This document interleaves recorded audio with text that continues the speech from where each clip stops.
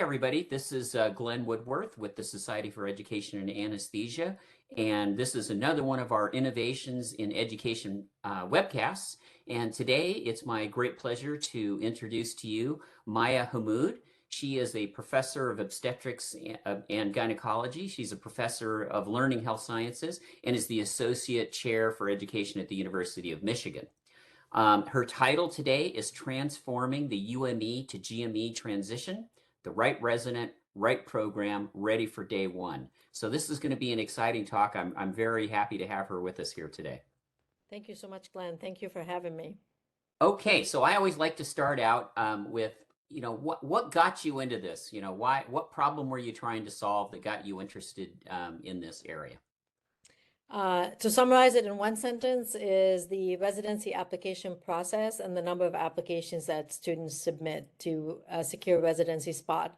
I've been advising students for 20 years. In the last 5 years, I've noticed as I advise them, my advice has changed some, and I also picked up a lot of the anxiety in how the application and what they do. And I also found myself sometimes calling programs and saying, hey, I have this great students, can you look at them? And I've been thinking about it. I was like, what is it that I give them verbally that is not in the application?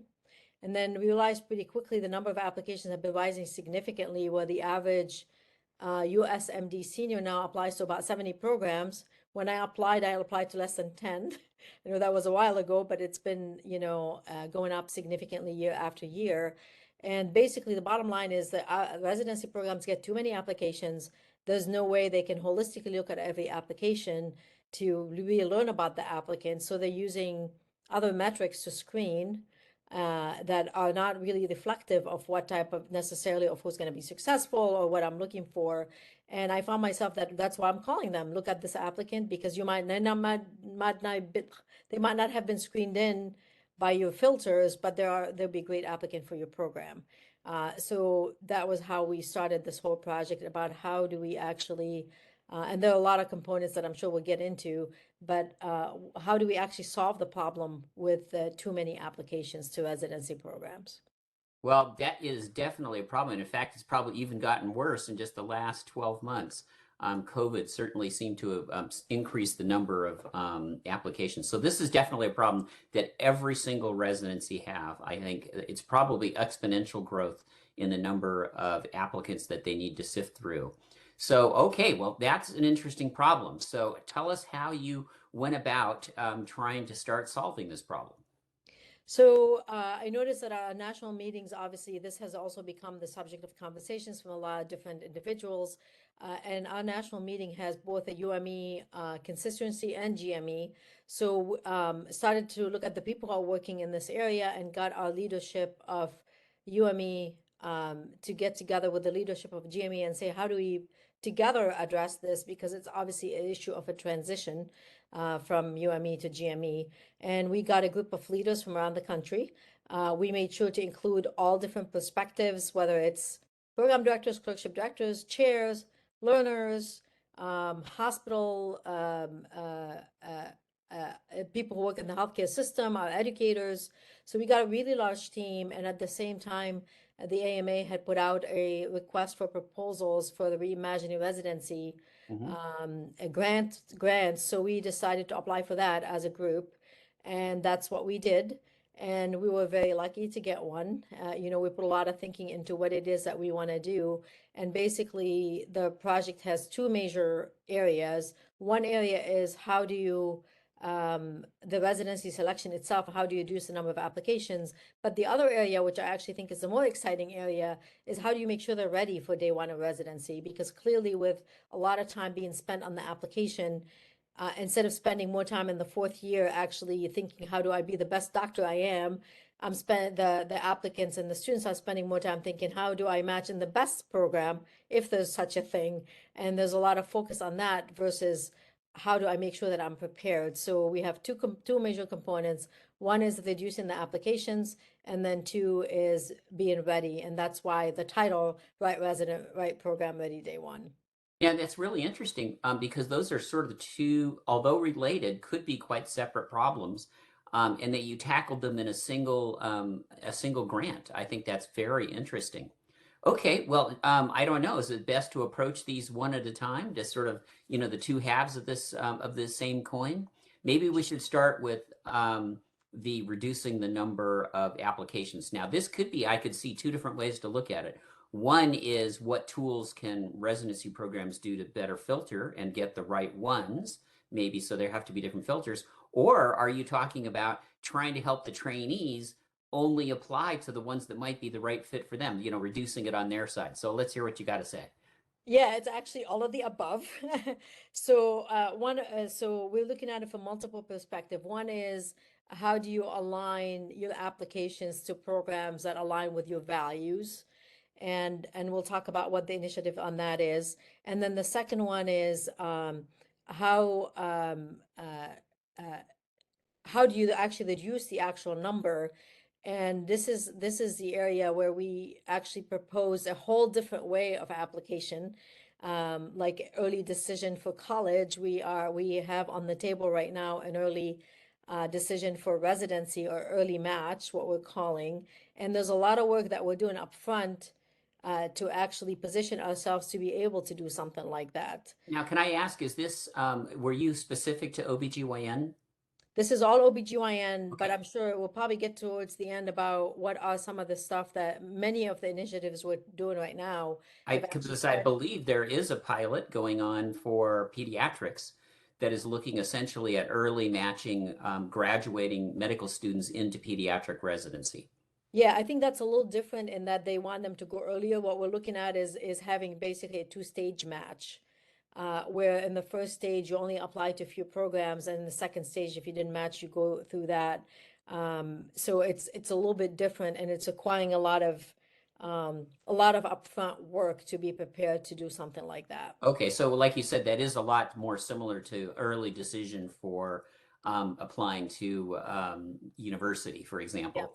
And you're right, in the pediatric pilot, they are more looking at graduating. Can they graduate? So it's more the time variable training and competency-based education.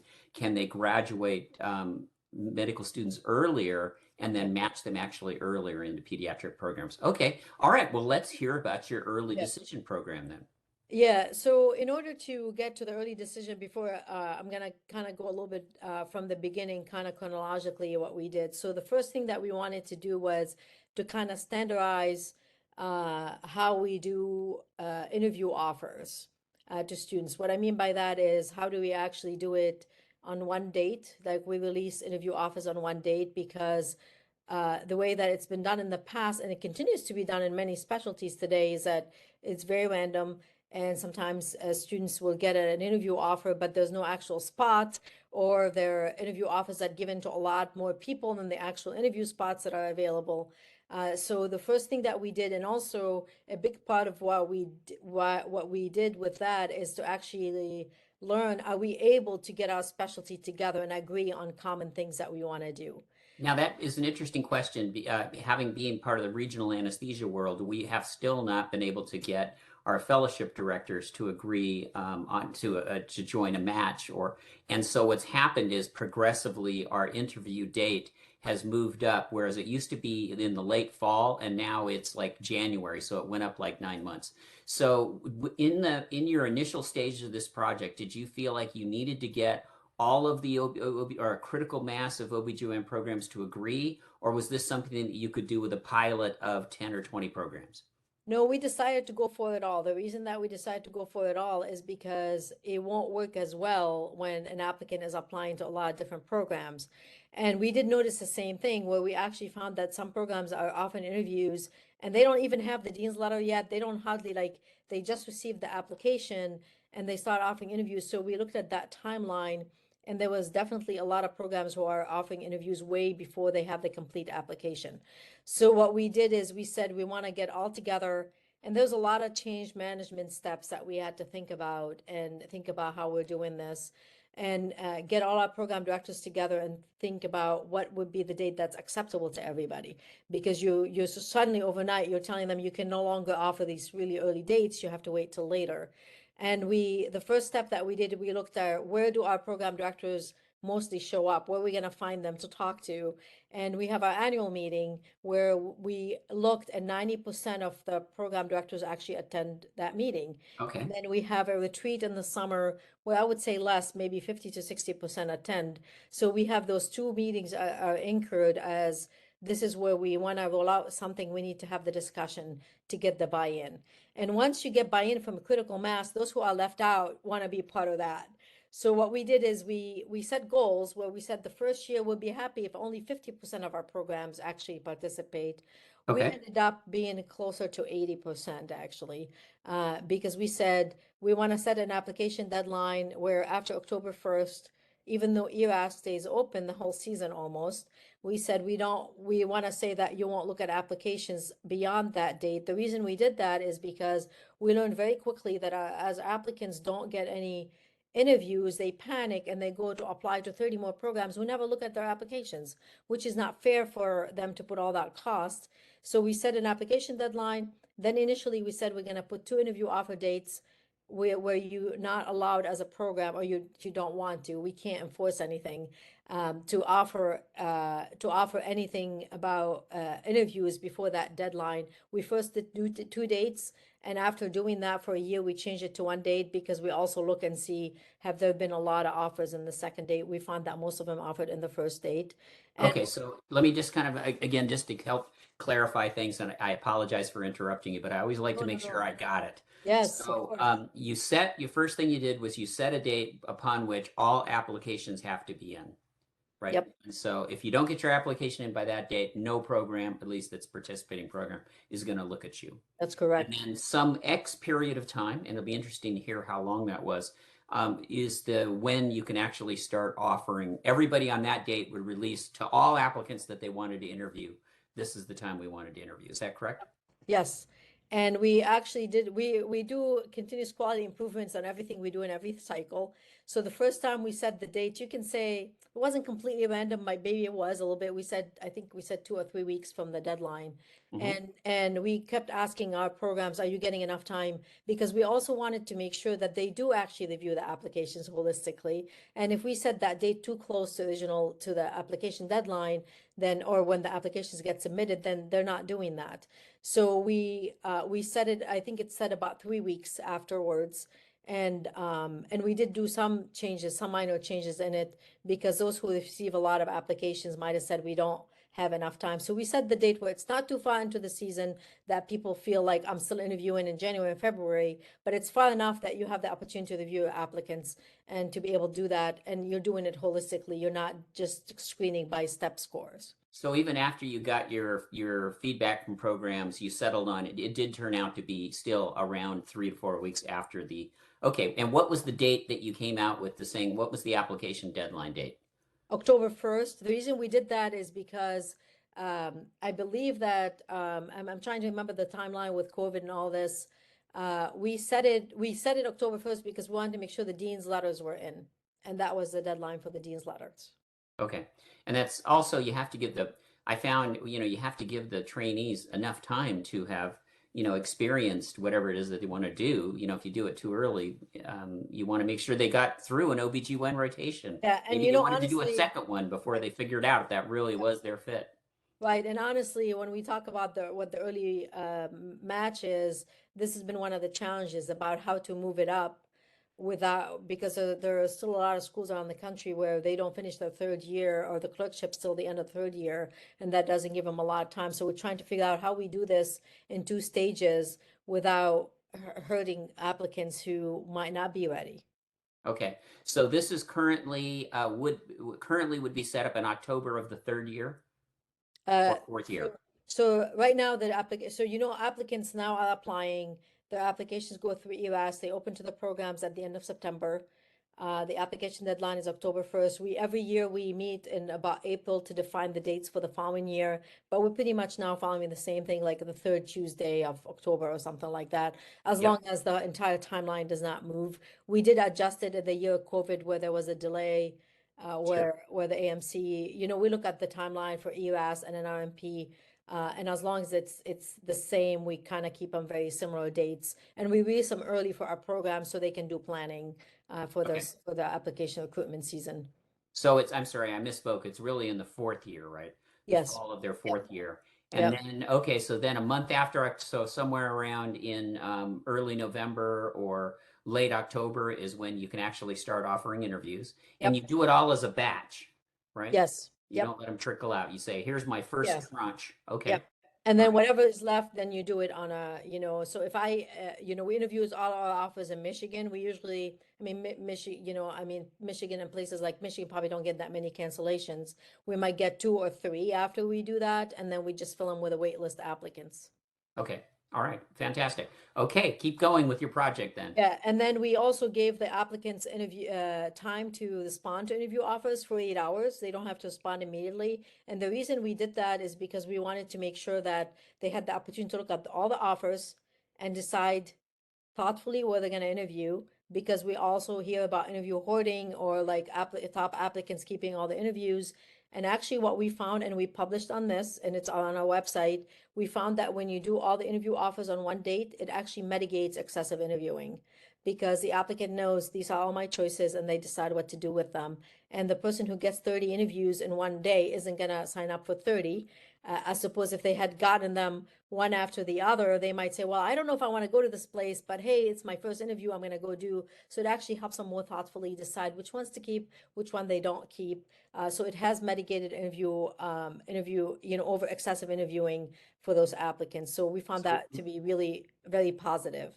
what was the number of applications, typical applications before you started the process, and how far did it fall? Yeah, so for the number of applications not changed yet, because we have not implemented our early match yet. Okay. But I will tell you in a minute what we're doing this year, which we do think it will decrease it even without the early match. So we did not expect that those standardized dates will reduce the number of applications. We know they won't. No, I'm sorry, but did it reduce the number of interviews? It did Right. not, so it is Okay. very difficult to measure that. Okay. But what we did find is that applicants who get a lot of interviews do not over interview, because the applications are going up year after year, and probably the interview offers. But what we did find, for example, during COVID, a lot of people expected that because it's virtual interviews, then people are going to interview at more places. We actually tracked that year after year, and that was not the case. So it does affect individual applicants, but because the number of interviews that are out there are the same, you don't affect the overall number of interviews, but you affect the spread, if that Okay. makes sense, right? So it Sure. gives more opportunities for people to explore different types of programs. Okay. All right. What was your next iteration or your next finding? Yeah, so and after we did that, and now like we're in our fourth year of doing that, and probably 95% of our programs adhere to the standards nationally. And the same with we recommended virtual interviews early on, and we know a lot of them adhering to that. Now this year, and we learned from, because we also watch what's happening in the innovation space, we learned from our ENT colleagues who did the signaling, and where students say these are my preferred 4 or 5 programs. And the reason ENT did that is because because obviously most applicants applying to most of the programs, because it's very competitive. And what they found after they did this for a couple of years is that it does help, again, the spread of the interviews. So more applicants have opportunities to interview.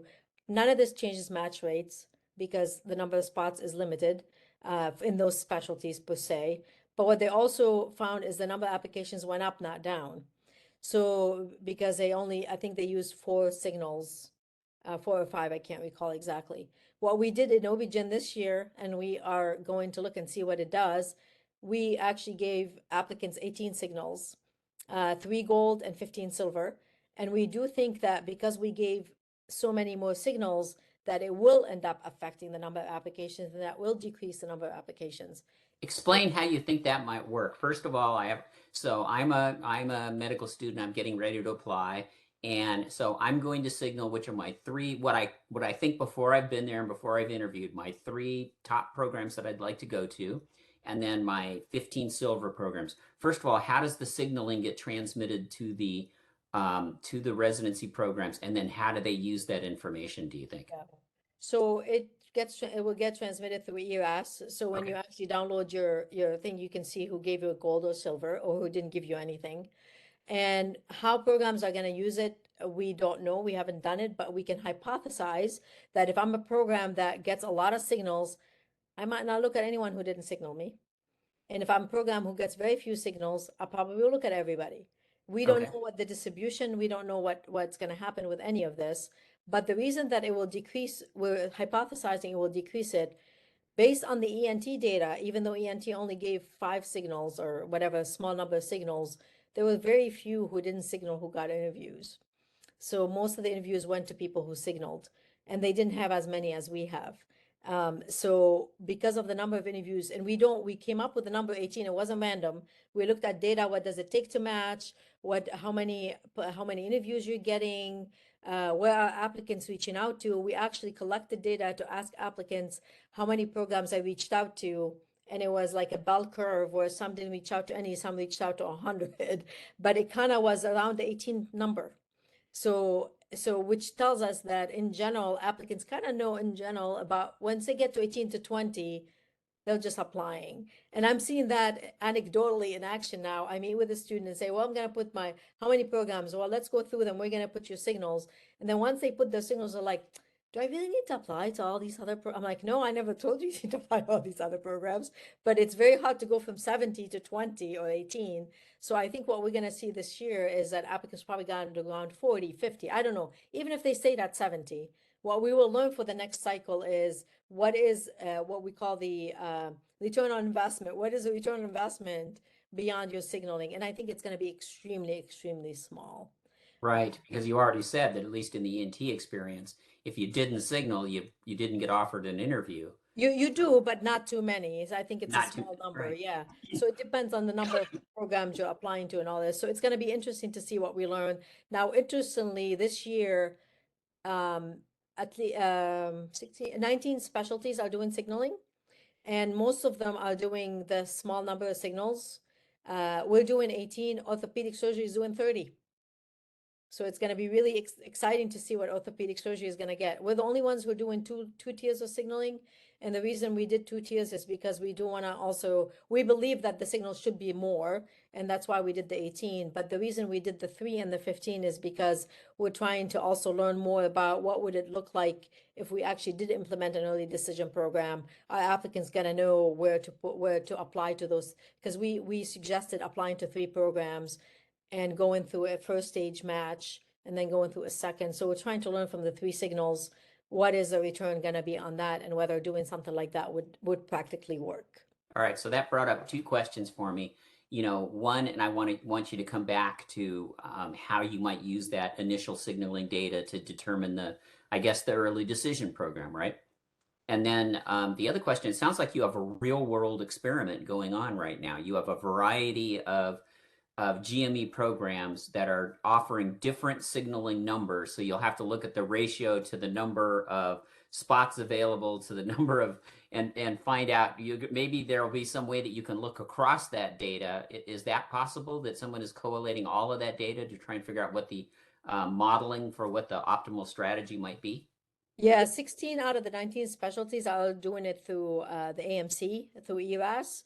And we actually have a large group of people who are working with the AMC for the evaluation group to see how we're going to look at this. And you're right, you're absolutely right. It is a natural experiment. People sometimes say, oh my God, this is so confusing. I go, you know what? This is good, because we do need to all do different things to actually figure out what it is that's going to work. Obviously, small number of signals did nothing to the number of applications.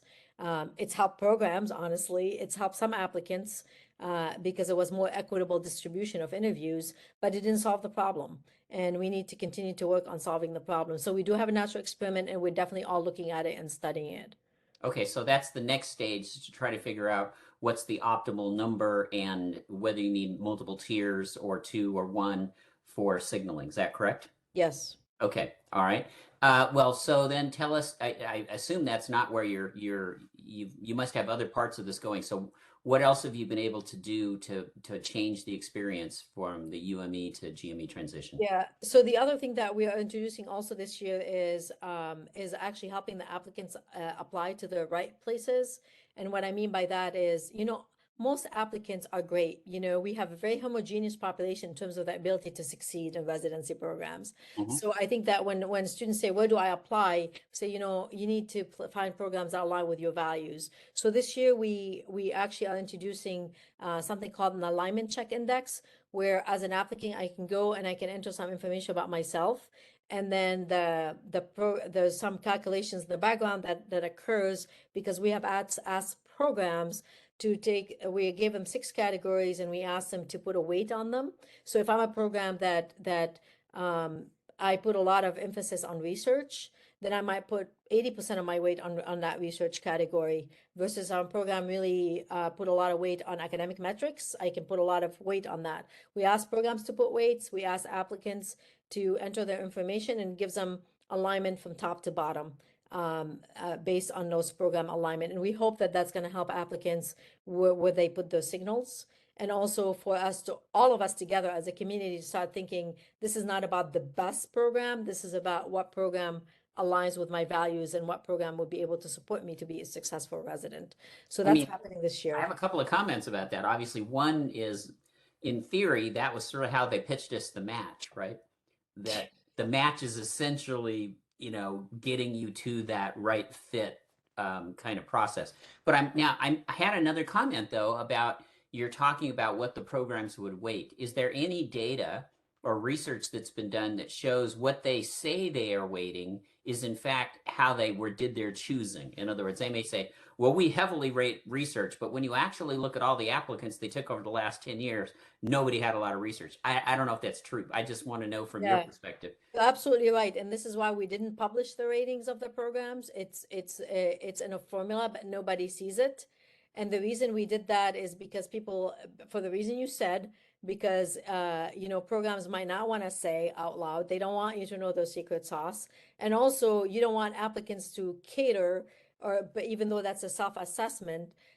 So I call it like a dating app. Yeah, I can lie on the dating app and say I'm 6 foot tall, but you meet me and I'm 5'2", and a game over, right? So it's to best interest to each party to actually be honest with themselves and what they're looking for. That hasn't helped the honesty on the dating apps, I don't think. Yeah. So did you guys use some of the underlying technology from like dating apps uh, Uh, in yeah, so your I in your don't. matching process? Yeah, so I don't know what technology the AMA is using, but we're working with AMA Frida on doing that. So they have Okay. their people who are programming this. We gave them the formula to use because it's a weight from the programs and it's weights the applicant enters and it does calculations. So it's actually I created the formulas for what they did based on how we said the match it's not really matching, right? It's alignment and it's different levels. So we don't know, like you might get an applicant who's not strong academically if the programs most programs are going to put some weight on academics, and that person they're going to get an index, so it's just a number, it's an absolute number. So if I get numbers that says 65, 50, 35, all it's telling me that 65 is better than 30, but it's not telling me if the 65 is going to get me an interview. Yeah, exactly. Right. It's just sort of, yeah, what your alignment might be. Yep. Yeah. Interesting. Well, I would hope, I'm looking forward to it, that maybe you could ask the AMA to look at what the programs are saying in terms of what their values that they put in and whether or not who they actually end up with, who they actually ended up dating. Maybe they said they wanted tall people and they ended up with short people or whatever it is. No, I'll be it's very curious as to that. That would be a very interesting question. Yeah, it's not only that's interesting. Actually, I think what's more interesting is because when the program submitted the numbers, I kind of looked at the average and standard deviation of each of the categories, and I won't. It's not spoiler alert right now, so because we're looking close at that, but it looked that there were 2 categories that programs separated themselves by, but not all of them. So So you which mean is on that, interesting. as a program could tell you what my values were, the things that I valued most, there was not that much difference between programs on what they valued. That's correct. Interesting. How about the trainees on the other side? Have you looked at their data? Did they We have have a not. much We have not. greater difference in what they valued? We have not seen that yet because the trainee is not putting what they value. The trainee is putting their backgrounds and experiences. So Okay. if I had 15 publications in your program who is looking for research, you're probably gonna show up high on my list. Right, but I misunderstood. I thought also that the trainee, no matter what their their score. Well, I value a program that's really strong in academics or has a high research focus. Depend would have can be that could potentially be an independent factor to what I actually did in my Yeah, so medical let me school. tell you how this is actually gonna work. So it's gonna give me the alignment, and then after that, there are filters and FRIDA that you can go use for your values. So first you looked at, is this program gonna look at me? And then you can go and look beyond that. Like you might filter by geography, you might filter by types of patients that they see or whatever it is. So after you get that original list, you should actually go and explore more. So you're looking for those values. But honestly, if I've done 15 publications, that means I, as an applicant, value research. Right. Otherwise, I would not have spent that much time in research. So do we have any feedback from the medical students on how they feel about, using the filters and, positive about that they've been able to find programs that maybe they hadn't ever thought of before, or that That's what's it. their Yeah. feedback? We haven't had that yet, obviously, because this is for this application season, but definitely it's something that we are going to be looking at to see how helpful it was. Because as you know, there are tools right now that applicants use, and the word on the street is from all of us. I always say, no matter what advice you give them, no matter what tools they have, they're gonna go do and what they want to do. So it's gonna be interesting to see You if mean which is send a million applications is what you're saying. yeah, so it's going to be interesting to see if what we have is going to be any different than what already exists. The So only the difference between our tool and what already exists, all the tools that currently exist are retrospective, which means that you input your USMLE score and it tells you how many people like you have been at this program. Now, what we're doing is more prospective because you as a program might say you value research even though you haven't taken anyone with publications before, and you would still show up high on my list.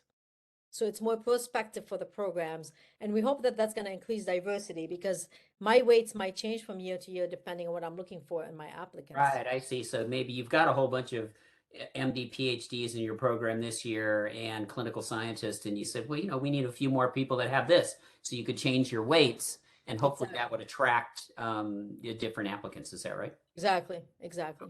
Okay. Wow, this is fascinating.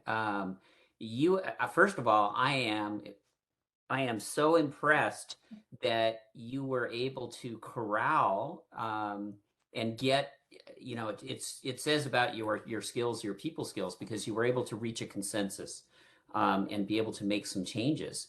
So this is very exciting. That Yeah, you we get have a a diverse huge set of team. programs to agree. Yeah, we have a huge, huge team, and everybody is so vested. And I'm always like humbled by the people that surround me and how much people are vested. Our project has right now about 170 volunteers who work on it from all across, and it's amazing because we're all trying to address the same issues. We all have a common goal. Great. Well, that was one of my other questions. So let's go back to see if we can try and help junior faculty that might have some amazing idea that they're going to need buy-in from a lot of programs.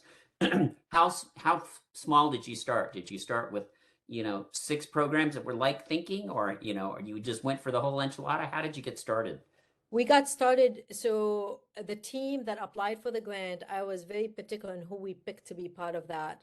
So we looked at people from across the country. We looked at people who are kind of influencer in med ed and brought them onto the team because they influence different types of people. And that's why I said the initial diversity of the team. Beyond that, then we started like reaching out to more people. We said, we want this is what we're working on. And actually, it got a lot of junior faculty attracted because we do a lot of scholarly work. We do study everything we do. People love to be part of our project. We never say no to anybody. But the most important thing that we do at any meeting we have, anyone who actually we ask for dissenting voices. If you think we're not doing something right, like those are the people we seek out first. We want you on the table because we want to hear what are the barriers to make sure that we address them all up front. But most importantly, we had some really very quick early wins to show people that we can do this together. And the tone today when we want to introduce an innovation is so different than 3 years ago, because people Right. like now they'll do whatever we say, but we don't, we want to always we want them to challenge, and they know they can. We are very responsive to when people say anybody who wants to be involved in our project, we invite them in. And that's how we got all, and like anyone who will say, who will write me an email and say, this is crazy, what are you doing? I'll be like, would love to have you on our team. And it has really made us so much better. That is very wise advice for all of our audience that's listening out there. I'm going to take that to heart too. That's very wise advice.